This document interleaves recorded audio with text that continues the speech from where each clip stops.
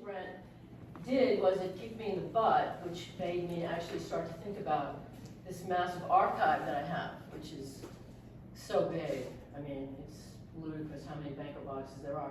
But it made me think about going back and looking at it. And also, my brother died in 2013, and I started to think that I didn't remember any of these stories from when I was a kid, because he was the keeper of all the mind ephemera.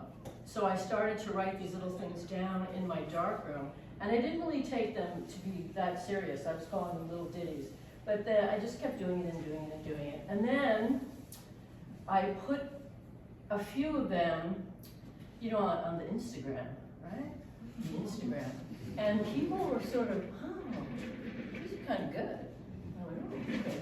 So I started to think about them in a more serious way.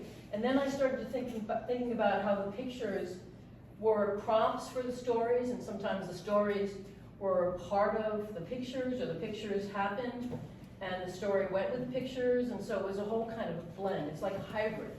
And I didn't really think it had any legs. I knew it was going to come here, because Josh promised back in the old days at the other space that I could do a little thing here. Not a big thing like this, but a little thing in that nice little workspace, which would have been perfectly adequate. But, you know, this is such a beautiful space. And, you know, if you are a photographer, or if you're not a photographer, this is a really, you're so fortunate to be able to have this in this community, because it's an analog darkroom. And also, when you're here, you're with other photographers, and you can really talk shop, which is also really fun. Usually, I'm in places where people are like, oh, ooh, you know, but here you can actually talk about the process, your process, the cameras, the tools, the smell of fix, how Sprint is our go-to chemistry now. So anyway, so I'm really grateful to be here and in this company. So I love this place. So there's that. Anyway, so the book started to happen, and I had a couple of core people who started to look at the writing. I had Peter Cameron, who's a novelist. Of course, I had Brad Kessler, who's a novelist, but close to me, not close enough to really see the voice at first. He thought it was lacking in punctuation and commas and too quirky and too sing-songy and in a good way. But so I took him out of the mix, and then I had it's like trying to fix it, right? He couldn't help it. He's a teacher. He's like, whoa, maybe if you did this, that, or that. And I said, no. So Peter Cameron was an early reader, and Pat Towers, who's an older friend who lives in Cambridge, also an early reader. So, but Instagram was the sort of place that I really got a lot of feedback from fellow photographers and artists in the community, in the wider community, in the WWW community. So, so that was exciting.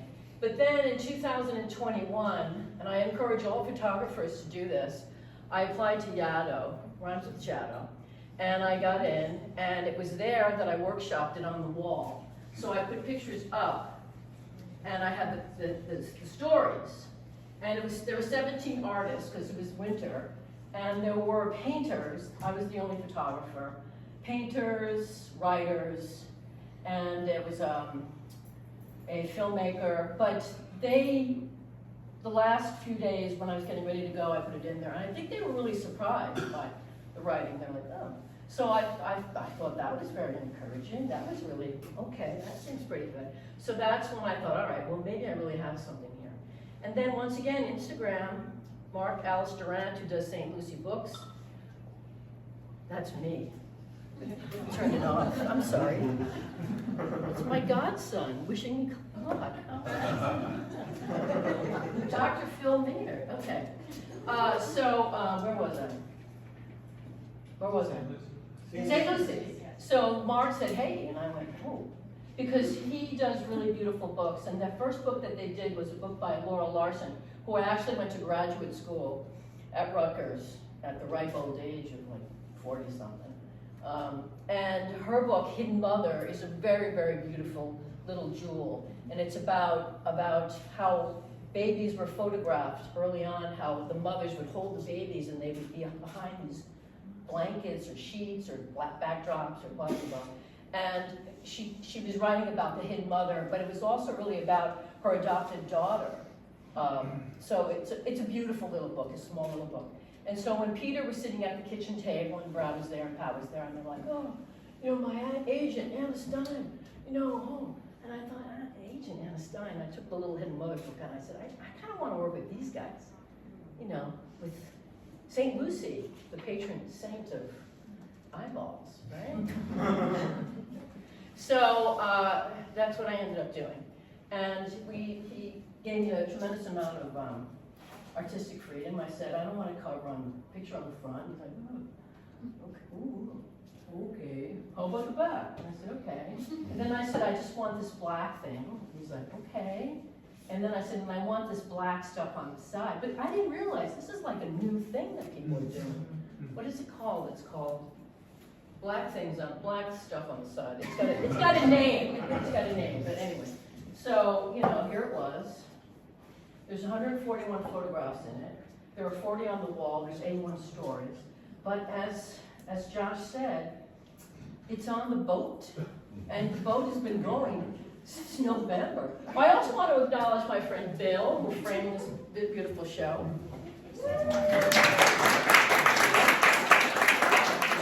He drove all the way from Saratoga County, also Fiona, an old hot-walking buddy from the land of thoroughbred racehorses.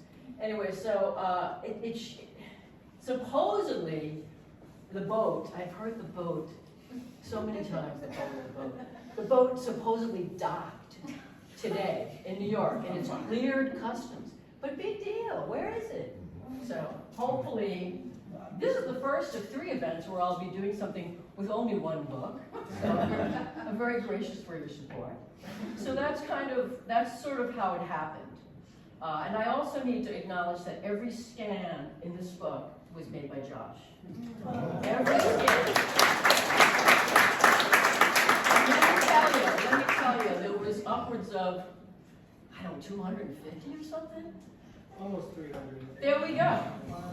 So, how about that?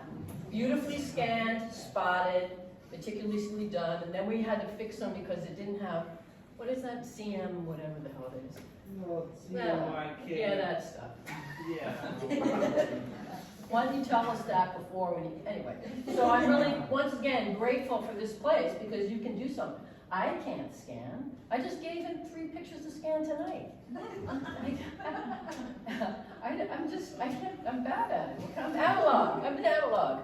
Anyway, so that's how this all happened.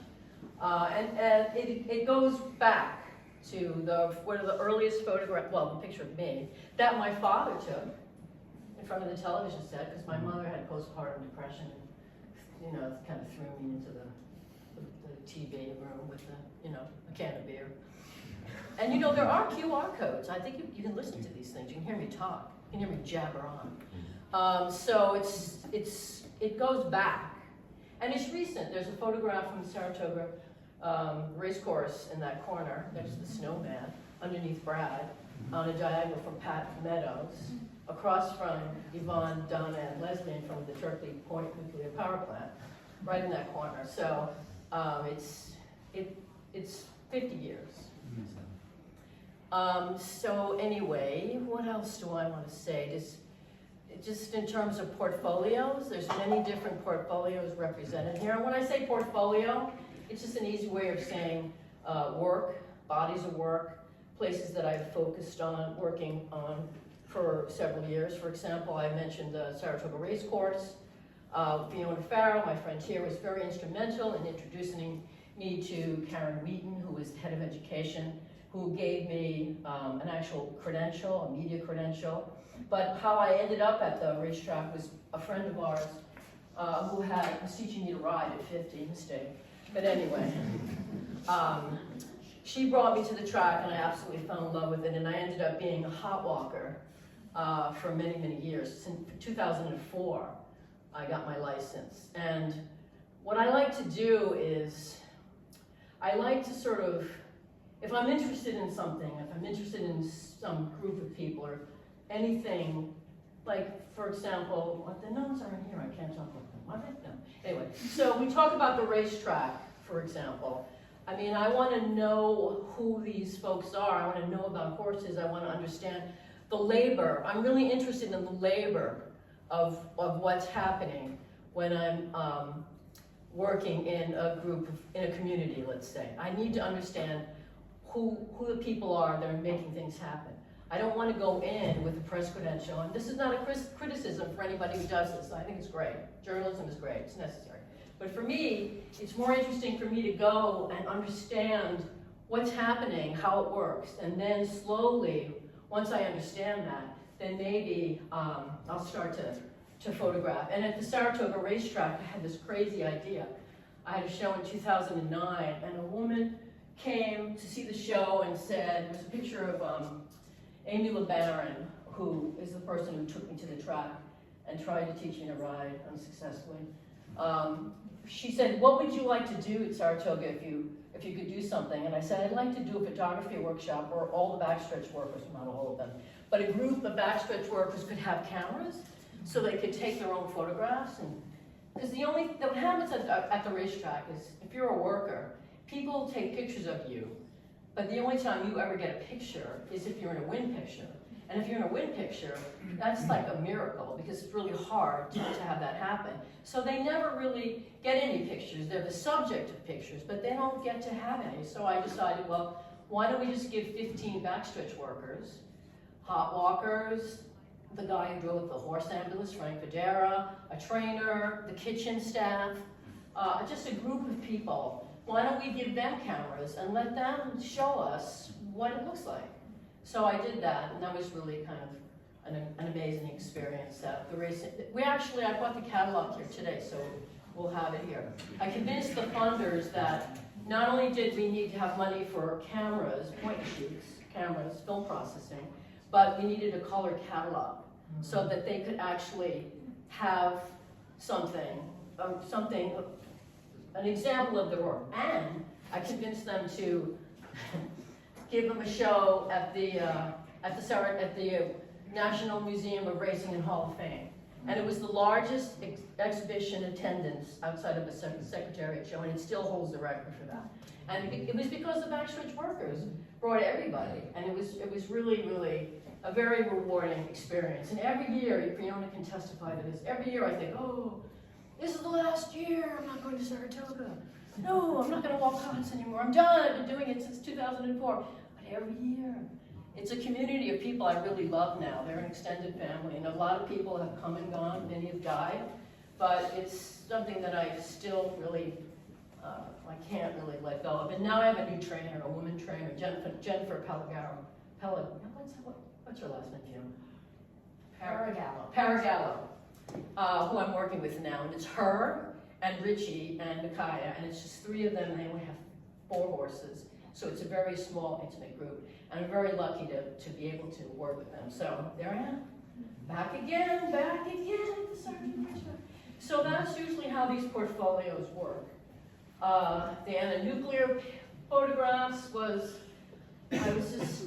Fiona can tell you this because we are both anti-nuclear activists. It's great to have like my history, living history in the room. I could just refer.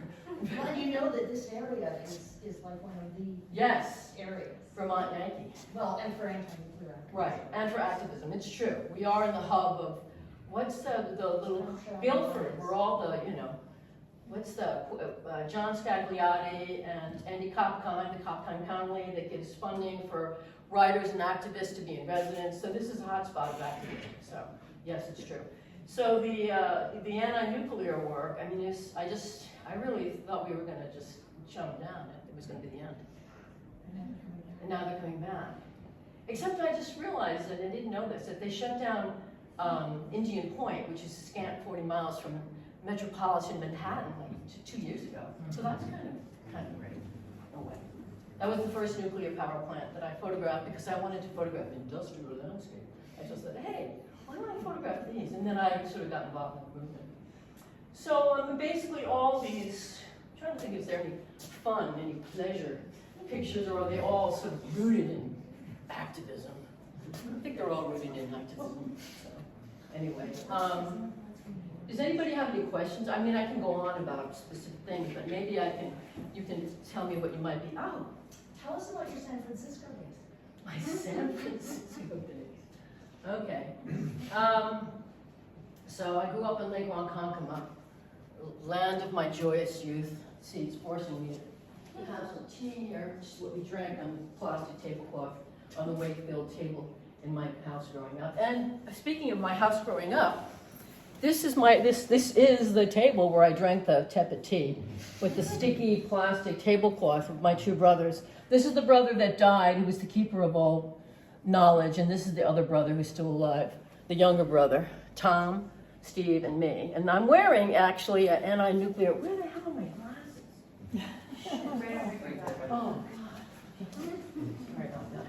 I am wearing a anti-nuclear t-shirt from the September 23rd, 1979, nuclear demonstration in Battery Park at the base of the world, at the Twin Towers, which was called, what's that place called? Creative Time, did a lot of performances there. I don't know what it's called. Whatever that, Art on the Beach, whatever that is, that's where it was. It was at the base of the, where the World Trade Towers used to stand. There they are, falling down. I know. I didn't show that for a very, very long time because it's a graveyard. People died there. And I just couldn't get, I don't know. But then I decided I had to do it. I had to print it and I had to show it. And there it is. And the collateral damage, Arnold Schwarzenegger, who was a fireman, the premise of the movie, that was up for 2 days after this, and then they took it down. And they delayed the screening for, I guess, a year or something. Because that's what he does. It's about rescuing people. Not necessarily that, but related to that. Anyway. Oh, San Francisco. So I ran away from home in my Volkswagen Fastback to San Francisco. I sat in on classes at the San Francisco Art Institute, and I worked as a dental assistant, because that's what I did for years. In high school, in my sort of early 20s, and then when I moved back to New York City, I did it again before for a guy named Dr. Arvins. So I got to work on Faye Dunaway and Harry Belafonte. Sideline, because I was on the Upper West Side, right on Central Park. So it was like a bougie office, but I didn't last there very long because he was a really bad dentist. It was always like warding off his Bart Parker scalpel with a mouth mirror because he just sucked. And finally, he retired. So anyway, so San Francisco, I started taking pictures. I started sitting in classes at the Art Institute and just sort of learning my way around the camera. I didn't really have one for a while, but then I ended up getting one. My friend Hilton Braithwaite convinced me to. I had a little Olympus half-frame camera, and I was processing in Rodinal. We had this whole mysterious, like, with the syringe, and you pulled it up, and you're like, how many drops? And it was like, whoa. And it was cute. Anybody know about the Rodinal grain? It's beautiful, but it didn't work for me, so I switched from the grainy. The grainy is great. I love the grainy. Hilton's work is beautiful. It's full of the grainy. But the grainy doesn't work for me. I'm like a tight ass. Look at this shit. So I started working with an M2. And somebody asked me about this. It wasn't a Summicron lens, which I have here. I didn't get them until later on because I didn't have any money. I shot with a Canon screw mount 35 with that little bayonet. Josh probably has some of those back in there where if you get a screw mount lens, you have to have an adapter that you put on it. So I shot with a Canon 25 2.8. And then I also had a Canon 28 2.8 too. So those were my first 35 millimeter lenses. I didn't really get the Summicron until, I don't know when I finally had some money. So maybe that was like late 80s, early 90s when I got my first Summicron. But what I would do is they used to have this camera swap. The camera swap, listen, I am the worst when it comes to this place. I drop serious coin in there for things I don't even need. I just can't, if it's a glass beaker, I have to have it. Like, it's like jars of spot tone, but now I must resist because they're all dried out, but they still look so cute. And the little sleeves, so we're really lucky to have that. So I used to go to this camera swap, and I just, if I'd work and I'd get money, and then I would pick up, if I had an I had the M2, and then I bought an M4, but I didn't like the M4, and then I bought another M2. So I would just buy cameras just to have, because if somebody steals one, which has happened, somebody stole an M6 and a Nikon FM and a 55 millimeter, it's that little the thing that, what is that, macro thing? Josh can help us with that. The extension to Yeah, adapter. there we go. So it was good that I had another one. So anyway, so I went to San Francisco, and I was working with Hank Wessel, and does anybody know his work? Hank Wessel, he's kind of amazing. All right, but you know Gary Winograd. Yeah, Gary. All right, so Gary was there, he came in, and he was the one who was like really after mine. He really wanted he wanted a lot of things, but what he really wanted was, he wanted my Canon 35 f2 screw mount, and he wanted my Canon 28. He really wanted those lenses. He's like, oh, come on. I'm like, no. So anyway, but I sat in on classes with Hank and a guy named Dennis Hearn and Hilton Braithwaite, and never really got a degree there, but I met Harvey Milk early on when he was just, I never photographed him. I never thought to do that. Like, I never really thought, oh, I should, I don't know. Even when I thought, well, even when he won, I didn't think I should. I never photographed him, but that's okay, I knew him. And he was a friend, and he's the one who encouraged me to sort of use the camera, use my photography, use my body, and my whistle, and my pride rings, to promote change, social change in San Francisco, because he would say, sitting on his barber chair. And all that stuff in the movie, that's real. I mean, there was the Castro camera, and there was the barber chair, and there was and his boyfriend Scott, and all those people. He would say, it's going to happen, change is happening. So he was the person that really encouraged me to be a little bit more, I still like to make beautiful photographs of beautiful things, and I still really enjoy the formal aspects of photography, and I'll always do that. And I still really like working on the street, as a street photographer, but the activism kind of crept right in there. So he was one of the first people to actually encourage me to sort of think about the world at large, the larger picture, and not just the picture you could make. Oh, what, that was smooth. Awesome. So San Francisco. So I stayed in San Francisco at the Art Institute, and then Harvey got killed, and Dan White shot him, and George Moscone got killed. And Joan Baez was singing on the streets all the time, and Jonestown happened, and I just couldn't live there anymore. So I moved back east. I moved into Hilton Braithwaite's loft in Williamsburg, Brooklyn, back when Williamsburg was a place where they took cars and cut them in half and, pulled them apart and sold bits and pieces. I was one of the few early artists to sort of move into gentrifying artists to move in. I haven't been back since 1978. I guess I should go and check it out. Take the ferry, right?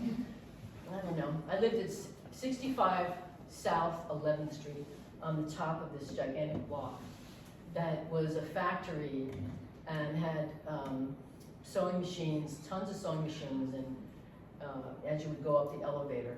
And Kirby was the elevator operator. So if you didn't get Kirby to go up to the 6th floor, you'd have to climb up these crazy stairs. So I moved back to San Francisco in 70. Well, my father died in 78. So I came back 78, 79. And immediately went to Australia because I had read On the Beach. And I decided that,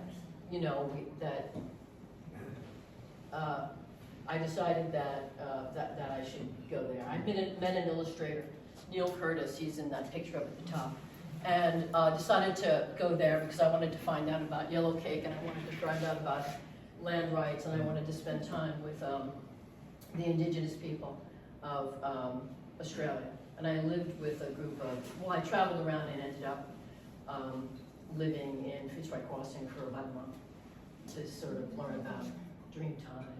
I mean, when I think about my life, I've been very fortunate. Like, how does that happen? You get invited into this community of people and they teach you, how to do certain things, and to tell you what yellow cake is and what it's like. And it's one of the oldest groups of populations on the planet, and they're incredible people. So, what else now? San Francisco. Yes. I'm curious about how the process of looking back was for you. Was it mostly was it positive? Was it hard? It was positive except for Uncle Brian. Sure. But what it was is I worked so hard. We all work hard. But as an artist, we work. I never had a teaching job because I always felt teaching was gonna. I just didn't have one. I probably could have got a job at Rutgers because I went to school there, but I just didn't feel like I wanted to do that. So I always was sort of putting things together and cobbling. What's the word? Cobbling bits and pieces together. So what the creation grant did, and also at the end of my life, I'm at the end, guys. No, seriously, straight up. And we should embrace that. It's not a scary thing. Life, you're born and you die. So, I have this massive archive. So it enabled me to just sort of sit back, stop, and think about my work. Like, what have I done? What does it look like? What are some of the pictures that I want to look at? What happened to me? How did it happen? Hello. And I can move this if you want to come up here. It might be too scary though. So that's kind of what happened. So it wasn't really, I'm scared to put anything by the one.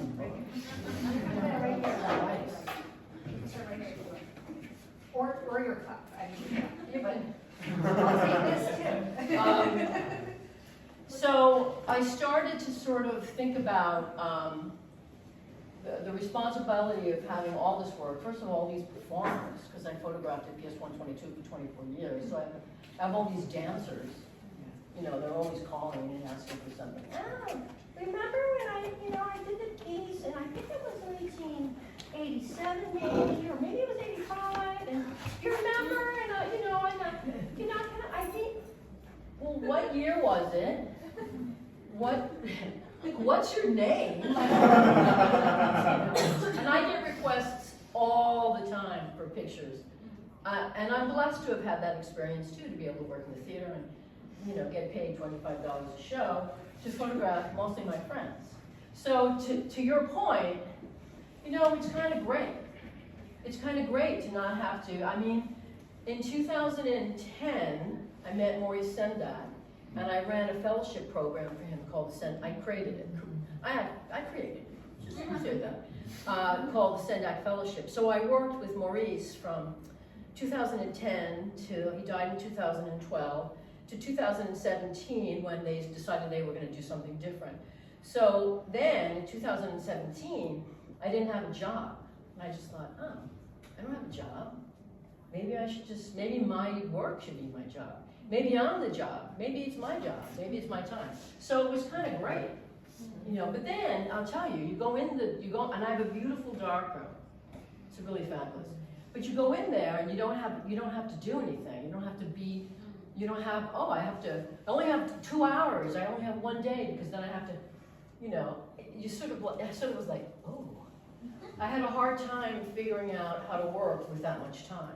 I felt that having the less time made me work more efficiently, but that eventually I snapped out of it like a moonstruck. Snapped out of it. So I snapped out of it, and then embraced this, and had a show in 2019. No, yeah, was it? Oh, which was the first time I sort of looked at a lot of the pictures here were there, but not all of them. But yeah, some. Well, the biggies. You have to have. You got to have like Arthur Frank Pardone, who was the guy who used to give out these little plastic baby fetuses at every protest for women's rights. This dude, right, who actually, when we were hanging the show, he emerged again because, that's right, he emerged again because he's the guy who gave all those kids from the South, Texas, I think, MAGA hats to go into Washington to protest. And it was a huge thing. And there was a big debate where Danny was like, let's identify him. Let's say who he is. Let's call him out. And I just never wanted to give him a name. I never wanted him to have a platform. And then they got rid of him. He got defrocked. But laicized, which is such a great word. Laicized. Although, you know, my publisher was like, we gotta lose that word, it's too complicated. I'm like, no. Anyway, they took his collar away. So just like maybe 4 years ago, something like that, 2 years ago. Anyway, so to your point, yeah, it was kind of great to be able to have the time. And also to be able to, what I do now is if I can print, I still make these silver gelatin prints, and I'm really interested in still doing that because who knows, you know, can I still do it? You know, it's hard, they're big. You have to like dodge and burn and the and now when I print, a lot of these are older prints, vintage prints, come on. I write my age on the back. I started doing that at 61. So if you're lucky enough to see a photograph and you look on the back and it says 63, then you know. I don't know if the archivists who will end up with this will figure that out. I might have to give them notes. So yeah, so that's is that. And, you know, yes, so this is San Francisco. This is Polk Street, right? There we go. That was a find. I hadn't seen that before. I was like, wait a minute. That was another question. Did you come across things that you didn't remember Yes. and recognize? Yeah. Well, I didn't remember, Yeah. but you know, as you go digging and combing through your contact sheets, you know, you see things. Like there it was, and I was like, wait a minute, this could be good. And then I made a word print of an 8 by 10 of it, and I was like, oh yeah, this is good. But then John Kalak did not like this Yes. because he didn't. Yeah. But that's okay, it's here. It's here, there it is. And it's right next to another thing that happened with Sarah is, okay, so the 90s, HIV/AIDS, 1984, my first friend, John Byrne, got GRID, gay-related immunodeficiency. So of course, what happens, we are activists and we start to try and get trials, drug trials for people, a cure, a drug, anything. So this is an ACT UP demonstration. I went to many. But in this one, they had all these, I climbed the lamppost. Remember the gym? Remember in gym in high school, maybe like back in the day, remember the rope? Yeah. Do you remember the fucking rope, right? The rope, and you're like, oh, the rope, and you're climbing the rope, and they've got this mat. The mat doesn't look thick enough, and you fall, you know it's gonna hurt like hell. So you're climbing on the rope. Well, the rope came in really handy, because I used the rope technique from high school to climb up this lamppost, right? And then this guy said, you know, be careful up there. And I was like, okay. But we were putting this up, and somebody said that this was a Soto saint who was an activist, dancer, and there he was. So I was able to acknowledge his presence, along with all these other guys who I don't know who any of them are, and I didn't know him. But, you know, he was the guy who said, you know, be careful up there. And I'm thinking, look at you holding that coffin, and you're you know, who knows what your health status is or how many T cells you have. Well, okay, I'll be careful. I definitely will be careful. So that happened. So we had these two great things happen. They're on a diagonal too, right? So yeah, any other, yes? Well, I'd like you to talk about the one on the far left there, the lower. This? Yeah, that one. Oh. I love that. This is, And you make this photograph. I took this in 1974. Made this photograph, and it's so good. Yeah. You know, and you just think to yourself, oh, will I ever do that again? You know, I don't know. Who cares? So, but so this is Geary Street, where I lived. And to talk about this photograph, I'd have to talk about the fact that my influences are illustration. I'm really interested in Nancy and Sluggo and Aunt Fritzy. So when I look at a frame, you'll see that there's not that many verticals. I think there's just one here. Yeah, the rosary beads back there. Yeah, that's a 2-year-old filly. She's sleeping. She's fine. She's not dead. She's okay. So I'm really interested in the edge, and I like to cut. You know. So illustration really informs my work. So Winsor McCay, when you think about Winsor McCay now in his work, it's very problematic. But I think Nancy's pretty safe. So, okay. were you just kind of hanging out there Here's the and question. waiting for people to fall into that frame in a way, or was it just total serendipity, or? All right, so what happens sometimes, now it's really going to be hard to think about. Well, first of all, back then, I went to places where people were, where there was activity. I don't think the cheerleaders here, but it's in the book. It's in the book. Yes, it's in the book. I'm sorry the book isn't here. This sounds so bad. No, it's Put it there, I can No, put it's anything it's else out you want here. there. Anyway, so I like to go to places. I like to go to places where there's action, activity, people milling about, and I'm not like sneaky. I don't shoot from the hip, but nobody pays attention to me. Yeah. Especially now, with Grandma. Yeah. Like, oh, what could you possibly do with that little camera there? I mean, I was able to go into the control room at the Sherwood Nuclear Power Plant with my camera, and nobody even thought. They took all the cameras from the men away. But me, what can you possibly do with that little girl? I'm like, yeah, okay, I'm gonna like make sure I'm here. I got it 60 all the way open. I'm just gonna shoot that control room, which I did, and I have a great photograph of it. But I think I was just, it was a parade, right? Yeah. People were sitting around. I saw I saw this. I saw that. I chose that. I think there are 4 photographs in that same spot. They're all pretty similar. Yeah. But, sometimes I'll just stand around. Here, I stood on that corner. This photograph, there's about 6, there's probably 3 more versions of this that I also really like, but I like this one better. For some reason, I like this little girl with the Coca-Cola. So I just kind of stood there, just waiting around. But, and the woman with that, Yeah. people say, I think it was just sunny.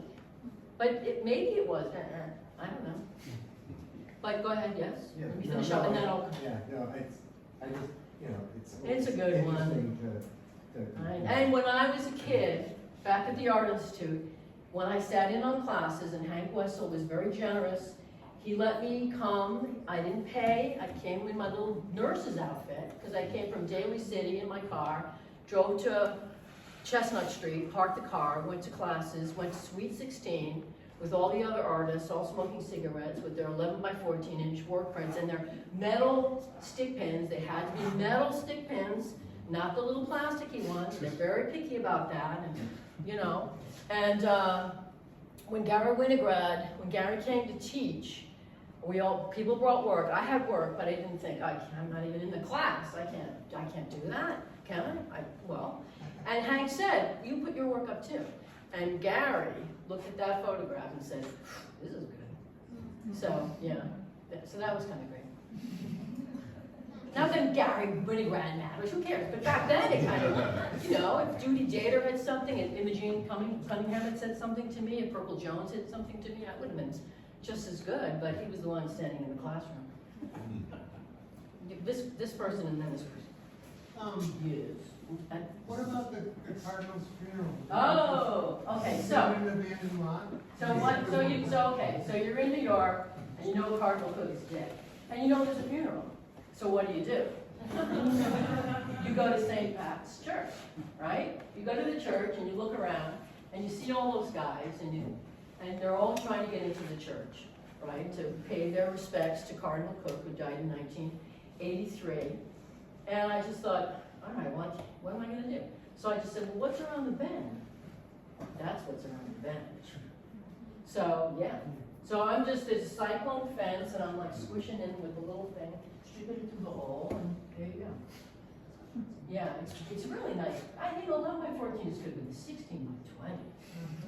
But I'm a sucker for a big print. That's, you can still, yeah, so that's what happened. I just, you knew something was gonna happen. You knew, or you had a feeling, and I got lucky. And nobody else did that, everybody was in the front. I just went around the back and stood there, and I just was like, this is ridiculous, it's unbelievable. So yeah, so that makes me feel a little bit better about that one, because that one's pretty good too. So you had a question? Just a question. Back to Barry. Are you a full frame? Oh yeah, no problem. And I like a black line. I don't need to prove to you that I don't crop. I crop in the camera. And I print full frame, and I like that little black line. I mean, a lot of people don't, but I do. I like the black line. And you should know that it's these lights. This is not like, Yeah. Okay, so you know that there's It's not your fault, yeah. Yeah, it's Josh's not. fault. It's Josh's fault. Does anybody else have another? Yes. I was wondering if some of the groupings are kind of self-evident, and some of them seem more poetic, or I have to read into them. And I was wondering if you could talk. You mean on the wall? Yeah. Well, when you see the book, they're sequenced perfectly. What Josh and I did was take 40 photographs and figure out what to do. So, Josh? I think Josh did a really good job. He did. I think Brad was the real overlord who was making commitments Remotely. over the phone to us about whether or not to sequence them chronologically or thematically. But no, I mean there was. I'm really happy with how they It was do. a conversation. When you give your work to somebody and it's in a space, and I'm terrible at it. I've asked Josh, I'm the worst. And they sort of figure out, and Josh is very, very good at this. Very good at it. Somebody does something and then you step back and you're like, yeah. I mean, Brad came and he was really happy. He loves the black wall. Like, who cares what Brad likes, right? Seriously. Anyway, he loves the black wall. But in this wall, he was a little like, what's going on there? And I said, those are the family photos. Come on. This little cluster of the family photos. So yeah, so you got my brothers, you got Maurice, you got my father, you got me. A little bit about the hand. Oh, the hand colored. Okay. So Josh and VCP now has a catalog called The Garden of Eden. And from 1983 to 1998, I worked in facilities, homeless shelters, for people who were living with mental illness. And I was the art teacher. And I was supposed to, oh, here it is. This is how I met Brad, too, actually. I needed somebody to write, and I wanted them to write in the same fashion like Dorothy Lang and Paul Taylor. I wanted the words to be separate and of their own with the photographs. I didn't want them to be descriptions of what the pictures were. I wanted them to stand on their own. So we got together, and then we fell in love. Oh, and I had a girlfriend at the time. She dumped me for another girl, so I was sad. But not that sad that I was desperate for Brad, who was 10 years my junior. Anyway, so I spent all that time going and sharing photography with people living with mental illness. And I did dark rooms, so I have a body of work. I have work that people shot with cameras, that's part of it. But the hand-colored stuff, there was probably 1,000 of these. And most of them went to the group of people who, this is the Brooklyn Day program on Surf Avenue in Coney Island, the last stop on the Coney Island, the F train. And I went every Friday from 9 to 12 for all those years, 83 to 98. I went for as long as my original workshop member was still in residence. I stayed, and once they were gone, I was done, and I was done working for hospital audiences. So what happened was, I'd bring these pictures in, and they would look at them, and they loved them, and they were great. And I also did visual art. I had an image bank. We drew. We had colored pencils. We had watercolor. We had all that kind of stuff. And one day, Jane Smith, she's probably in here. Jane Smith picked up a pen or a colored pencil. I don't even know what it was, and started wailing on one of the photographs, just like coloring it. Wow, like her own personal coloring book. And then everybody started to do it. So then I decided, wow, this is good. So I started to print on a single weight freestyle matte surface, and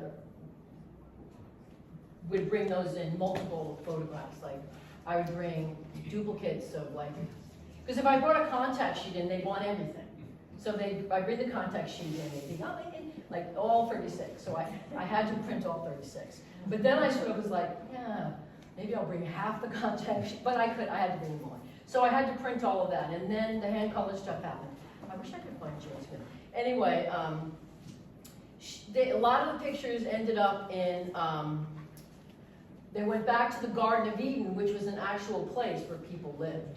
It was an adult home, and people would get on these little buses, and they'd come to Coney Island, to the Brooklyn Day program, and they would spend the morning there, they'd have lunch, and then the afternoon, then they would go home. So a lot of pictures went back there, the pictures went in the offices, but some of the pictures I had to bring into hospital audiences who paid for me to do the workshops as evidence that the workshop was happening. Also at that time, the visual art became outsider art. So there was a whole, like, all these folks, like Francis Montague, Melvin Way, who's like a really incredibly important outsider artist. These are all people that we all kind of worked with. So I gave them, they had about 200 of these pictures, right? And when I went to, I went in one day, and the outsider art collection thing was really starting to happen, and the Puck building was starting to have shows, and people were starting to, like, you know, collect the work. And Betty Marks, who worked for me, I came in with some of the hand-colored photographs and some visual art too. And she said, well, here we have all these pictures. You can have these back, because this isn't art, this is just photography. So I went, oh, okay. So first I thought, well, Jesus. And then I thought, oh, this is good. So I have 200 of them. And when my book Caught in the Act came out with Aperture in 1996, I mean, they're so beautiful. Jeez, I mean, I'll have to show them to you guys one day. Or maybe, anyway, Aperture did Caught in the Act, right? Well, Josh is going to have this. It's going to be here. They were going to publish this, because I did Caught in the Act, and I didn't really want to do it. And they were like, come on, if you do this, because we want to do this, we'll publish The Garden of Eden. I was like, oh, that's great, okay. And then Michael Hoffman died, and then the next guy died, and then that was the end of it. And I tried one other time to have it published with Duke, because Brad and I won the Blank Taylor Prize. Yay! Anyway, but they were closed, but then they didn't. So one day, or maybe not, I don't know, it could end up in, it's not going to end up in a landfill, because I'm going to make sure that the archive is placed responsibly, if I can. I have an agent now. Oh, doesn't that sound like? That's what happens. If you have to figure out, what are you going to do with your work? Where does it go? So because I have all these performers, I think, maybe it's other things too, she's optimistic that we'll be able to find a home for it in like 10 years. So anyway, so that's the Garden of Eden. Any other questions related to or thereof? No? Yes. In the back! In the back! Oh, I know who you are. How are you? I'm good. Good. This is great. Oh, thanks. I've been thinking about this ever since we met. Such a fortuitous meeting. The Yeah. two of you have been waiting to meet you for years. It's true. The gay pride ones, and Oh.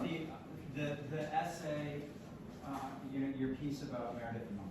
Oh, And so the thing, I don't really have a question, but I just kind of want to okay. throw it out there for you to open it up. Yeah. Is what it's like to document or be in a moment in the present tense, and then time goes by, and it becomes part of the historic record. And whether you realize I'm contributing to the historic record in this moment, or I'm taking a picture of Meredith Monk being awesome right now, or I'm taking a picture of what's happening on the street right now. But time goes by and it changes.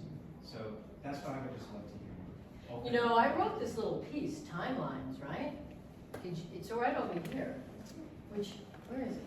Isn't it over here somewhere? Is it in the book too? Yeah, where is it? On the statement.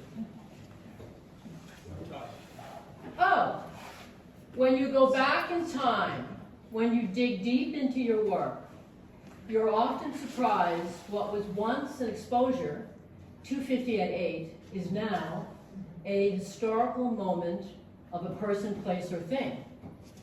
But is that enough? Time is marked in silver. Time is captured. Time is on your side, or is it? Time does not heal all wounds. Time captured in light keeps those wounds fresh, like the day you made them, like the day you got them. So, I think two things are happening, and you're talking about two things are happening. Yes, I'm making a photograph of a historical place in time. Yes, I'm capturing a moment of that time. So both things, if you're lucky, can happen. Like Meredith Monk, she was the first performer I saw perform when I came back to New York as a kid, as a young pup, at 20 at St. Mark's Church. And I remember sitting in that theater thinking, oh my God, I would love to photograph this. It's just so beautiful. And she was doing plateau series.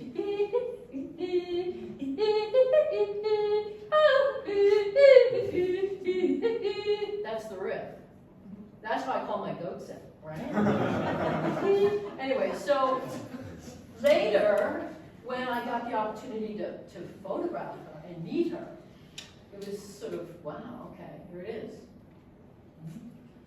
So yeah, does that make sense? Oh, it makes perfect sense. I'm thinking, like, there, you Yes. know you're in a historic moment. You know the world is pivoting. The world is older. I thought I was a dead woman. Once I Yeah. found out that the Pentagon had gotten hit. So I would think that when you take a picture of that, and I remember taking pictures out of the bedroom window. Right. And knowing Right. this is the historic Right. moment here, which is different Right. than those necessarily, or well, there you kind of, I don't know, general street photography. Sometimes when you're having like sometimes when you're having that general street photography moment, and sometimes it's just a satisfying photograph, like this is a very satisfying photograph of Richard Hamilton of the Channel Man, right? So, but then he died, and then I met him in Berlin. I have a picture of him covered in black paint. He was painting the Berlin Wall on Charlie Black. And I chose not to put that photograph in the book, which I can put on for. So for me, that does both of those two things. And for some people, that does both of those things. There's a realtor in town who has one of his big street pieces in their house. He's the guy who sold his, what's the name of that, the one with the tree? The real estate agent, but that's got the green tree. Yeah, those guys. So that guy, he has one of these big things in the house. So maybe that one doesn't work as well for you, but it works pretty good for me. So when I'm making this, I know, obviously, I know. When I'm making this, I know. When I'm making this, I know. But when I'm making this, I know. But sometimes I'm making this, and I don't know. Do I know? Maybe I know. I might not know. Perhaps I know. When I'm making this, I know. That's a Barricino. That was completely renovated for the Olympics in 1980. When was the Olympics? 80.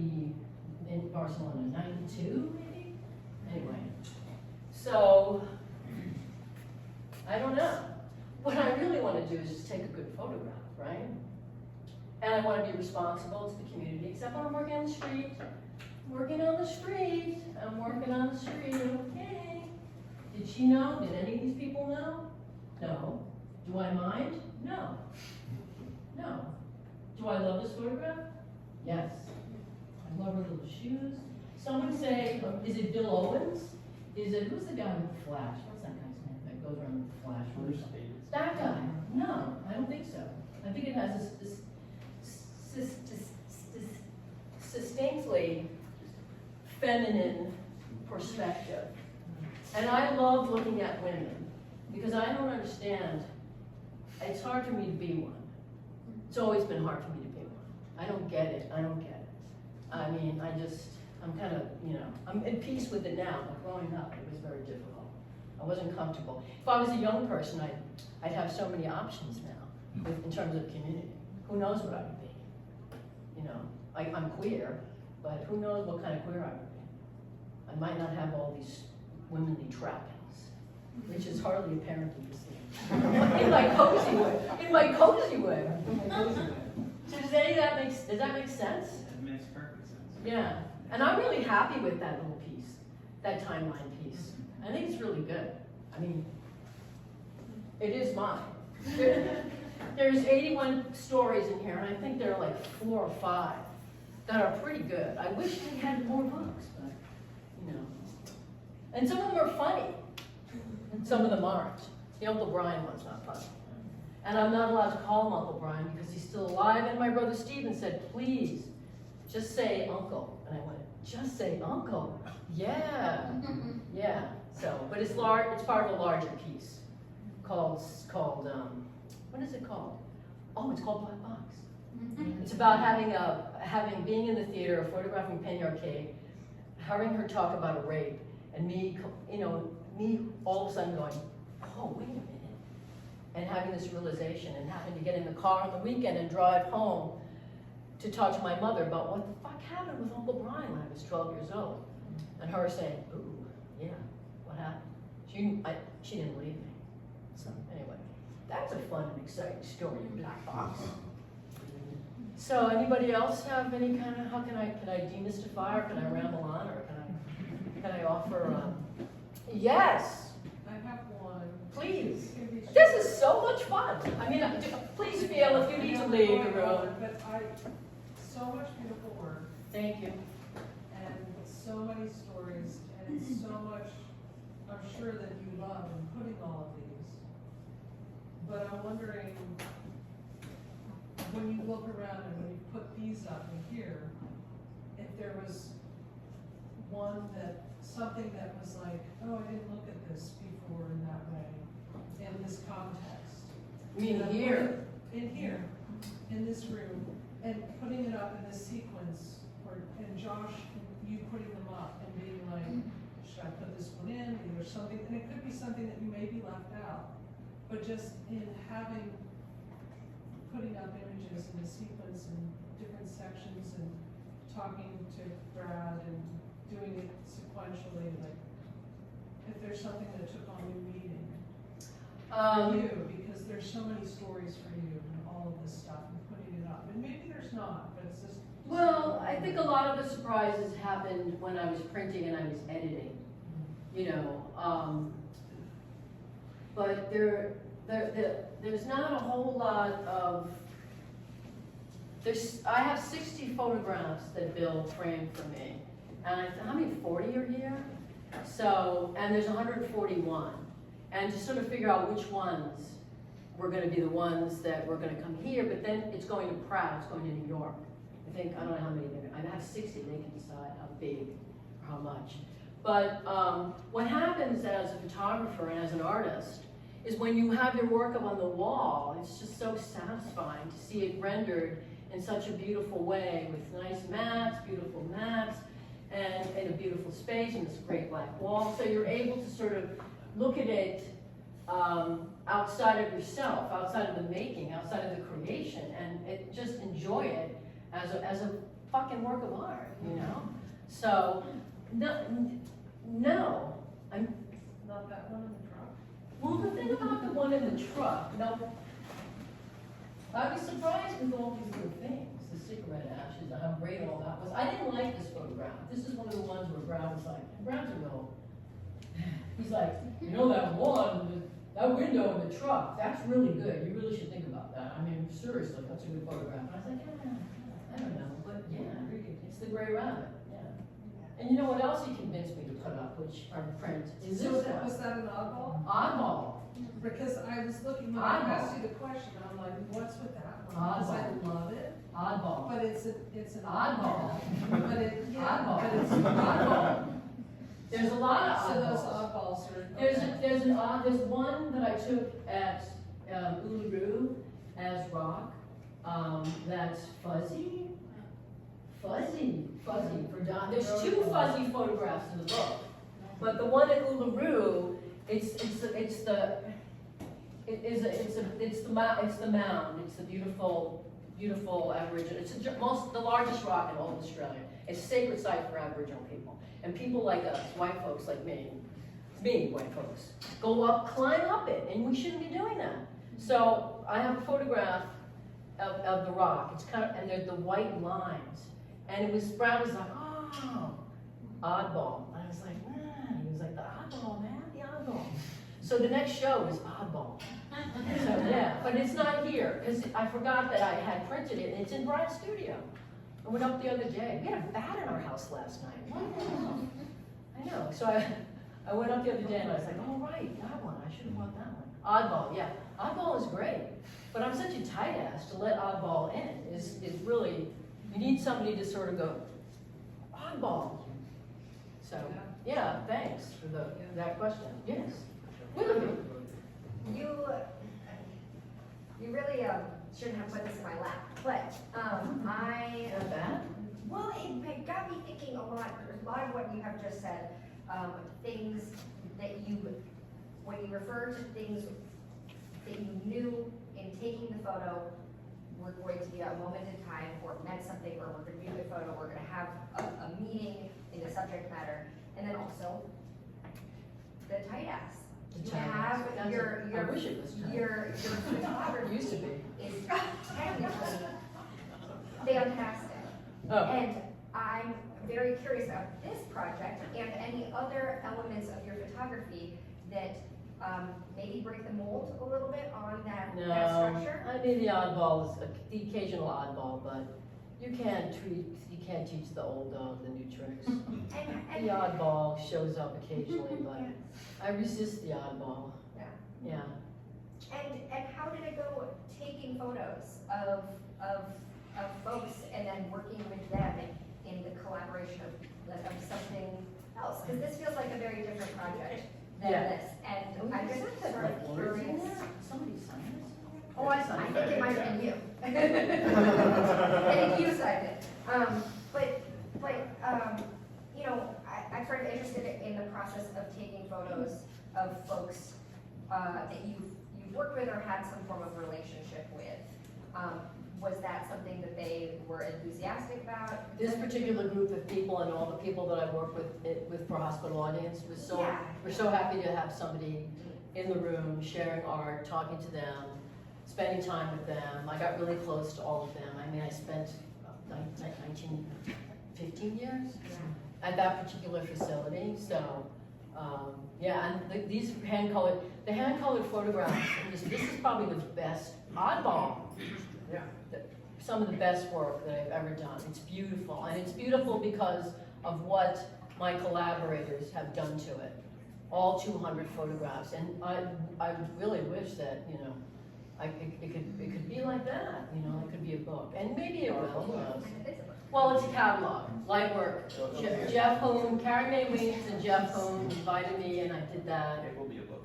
Well, you think? I don't know. I think so. It's been going on for so long. I I don't think know. it should be. Well, yeah, we all think it should be. Well, Back to the oddball. Anybody else got anything here? Last questions? Yes, last question. Parting thoughts? First, thanks so much for these great questions, right?